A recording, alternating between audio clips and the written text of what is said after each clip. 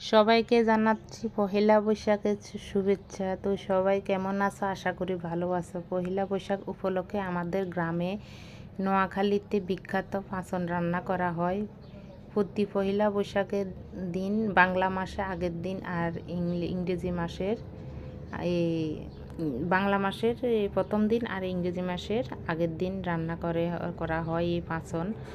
তো এই পাঁচনের মেন হয়েছে ডাটা, কুমড়ার ডাটা আর কি, যে এদিকে বলে মিষ্টি কুমড়া। তো এই মিষ্টি কুমড়ার ডাঁটা, বিভিন্ন রকমের সবজি, মানে নারকেল, সিমের বিচি, ডাল বড়া, বিভিন্ন অনেক আইটেম দিয়ে এই পাঁচন রান্না করা হয়। আর যত গাছের লতা পাতা আছে, মানে সব কিছু দেওয়া হয়, ওটা বলে ওষুধই হয়। এই পাঁচন খেলে শরীরের জন্য অনেক উপকার হয়। তো এখানে আমি কাঁচা কাঁঠাল কেটে নিতেছি। প্রথমে আগে রাত্রে আমি সবজি সব কেটে রেখে দিলাম, কারণ সকালবেলা এত সবজি কাটা সম্ভব হয় না। আর সাথে ডাটা ডাটা আছে, এই 2-3 রকমের কুমড়ার ডাটা আছে, মাইরার ডাটা আর সজনের ডাটা, মানে সব রকমের আইটেম আছে। তো এখানে আমি এখন কাঁচকলা কেটে নিতেছি।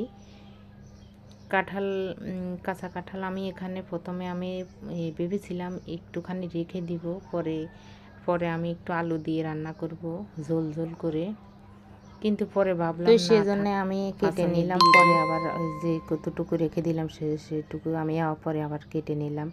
তো কাঁচকলা বেশি দিই নাই, একটাই নিলাম। তো এখানে আমি সব কিছু রেডি করে নিলাম। এখানে ডাল বাটা আছে, জিরা, আদা, কাঁচা লঙ্কা বাটা। আর এখানে 2 বাটির ভিতরে আছে সবজি, বিভিন্ন আইটেমের সবজি আছে, মিষ্টি আলু, মিষ্টি লাউ, ডাটা, আলু আছে, আর সিমের বিচি আছে, টমেটো, টমেটো হবে টক, মিষ্টি কুমড়া ভাজি হবে, সিমের বিচি আমি এখানে পাঁচনে দেব, সজনের ডাঁটাও পাঁচনে দেব, মিষ্টি কুমড়া আলাদা একটু ভাজি করব, আর সাথে রান্না করব ডাল, আলু ভাজি, ডাল বড়া। মানে এগুলা প্রতি পহেলা বৈশাখে আমাদের রান্না করা লাগেই, এটা পাঁচনের সঙ্গে খায়। তো বড় একটা কড়াইয়া বসিয়ে দিলাম। এই কড়াইয়াটা আমি নিলাম এই পাঁচন রান্নার জন্যে। প্রথমবার ঢাকা যখন আসলাম তখন আমি পাঁচন রান্না করলাম। এই কড়াইয়াটা আমার কে কিনে দিল, সেই থেকে আমি এই কড়াইয়ার ভিতরে পাঁচনটা রান্না করি। অনেক বড় কড়াইয়া। এই পাঁচনটা একটু বড় সাইজের কিছুতে রান্না করলে ভালো হয়। অনেকে আছে আবার পাতিলেও রান্না করে। তা আমাদের ওইদিকে তো শুধু পাঁচনটাই খাওয়ায় এই পয়লা বৈশাখের দিন।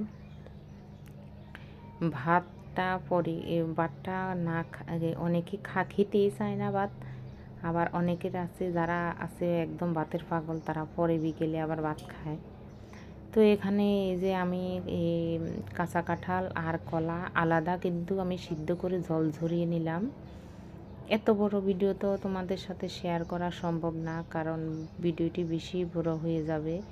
আমি যে আকারে আয়োজন করলাম, যদি প্রত্যেকটা ধাপে ধাপে আমি তুলতে যেতাম তাহলে ভিডিওটি বেশি বড় হয়ে যেত, প্রায় 3-4 ঘন্টার মতনই লেগে যেত।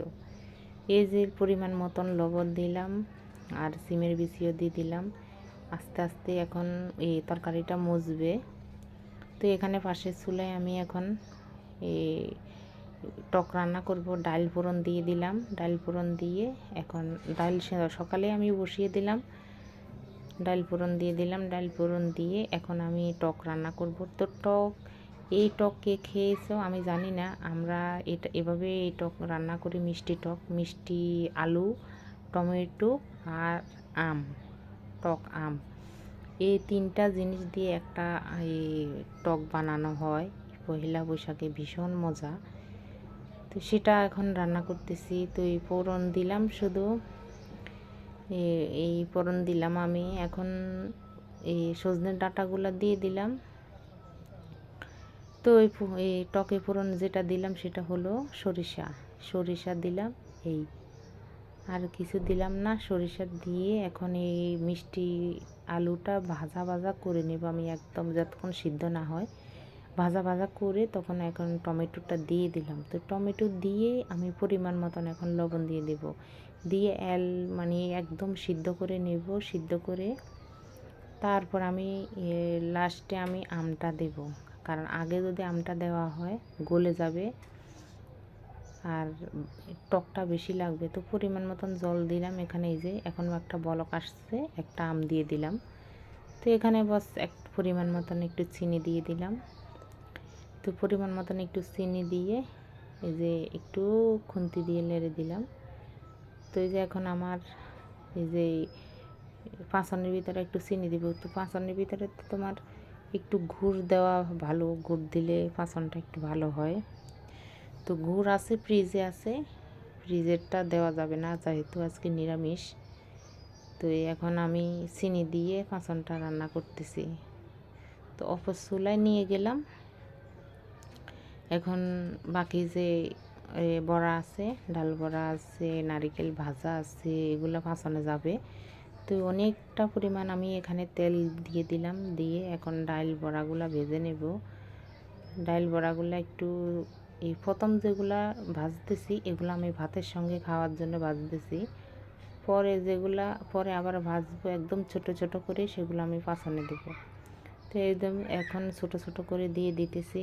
এখন এগুলা পাঁচনে দেওয়ার জন্য দিয়ে ছোট ছোট করে দিলাম। তো এখন রেখে দিলাম, পাঁচনে দেব। তো তোমাদের তো দেখাবো। তো নারিকেলে একটু হলুদ দিলাম আমি। নারিকেলে একটু হলুদ দিয়ে লাল লাল করে একদম ভেজে নেব। তো পাঁচনের ভিতরে নারিকেল এইভাবে কুচি কুচি করে দেওয়াটাই অনেক মজা হয়। দাঁতের সঙ্গে দাঁতের ভিতরে পড়লে ভীষণ মজা লাগে। তো এখানে তো ফোড়ন দিলাম, তোমাদের দেখতে সম্ভব হয়নি, বেশি বড় হয়ে যাচ্ছে ভিডিওটি। এখানে দিলাম তেজপাতা, শুকনো লঙ্কা, নারিকেল, এলাচ, দারচিনি, না এলাচ পরে দিলাম, দারচিনি। তো এখন আমি দুইবারে ফোড়নটা দিতেছি। এখানে আবার আলাদা পাঁচ ফোড়ন আর এলাচ দিলাম, আর একটু আদা জিরা দিয়ে দিব। তো এখন একটু আদা জিরা সবগুলো ভাজা ভাজা হলো। তো এখন আমি কড়াইটা আবার বসিয়ে দিলাম। বসিয়ে এখন আমি যেগুলা রাখলাম সেগুলো দিয়ে দিলাম। তো এই ডাল বড়াগুলো এখন দিয়ে দিতেছি। তো এই যে আমার আজকের পাঁচন রান্না রেডি। তোমাদের যদি কারো ভিডিওটি একটু ভালো লাগে তাহলে লাইক দিবে, শেয়ার করবে। ধন্যবাদ।